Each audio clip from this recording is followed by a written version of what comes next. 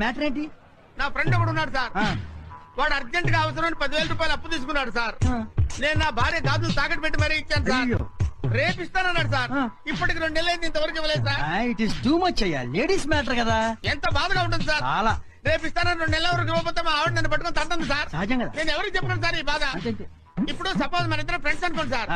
ఇప్పుడు మీ పేరేంటి సార్? ఏదో ఒకట్లే. మీ ఫ్రెండ్ పేరేంటి? మా ఫ్రెండ్ పేరు సుబ్బారావు సార్. సుబ్బారావు అనుకో. అరే సుబ్బిగా, నువ్వు నా దగ్గర ఎంత తీసుకున్నావురా? 10,000.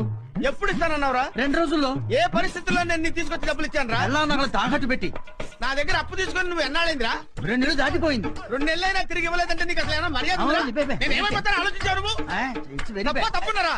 అర్థం లేకుండా మాట్లాడతావు. మీరు చెప్పండి సార్. నాకు అర్థమైంది కానీ డబ్బులు ఇచ్చి డబ్బులు అయ్యో, మీకు అసలు మ్యాటర్ అర్థం కాలా? అర్థమైంది కానీ మ్యాటర్ మొత్తం అర్థం. డబ్బులు ఇచ్చాను. అది కాదండి. అయ్యో, డిస్కషన్ చూద్దు.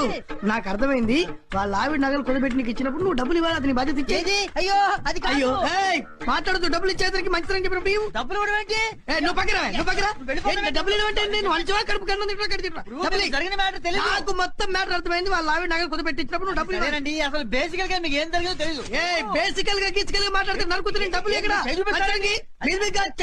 నరుకుతారు కూడా డబ్బులు ఎక్కడ? ఏం జరిగింది సార్? కాదు వీడు నువ్వు నేను చెప్తున్నా. ఆయన చెప్పరా?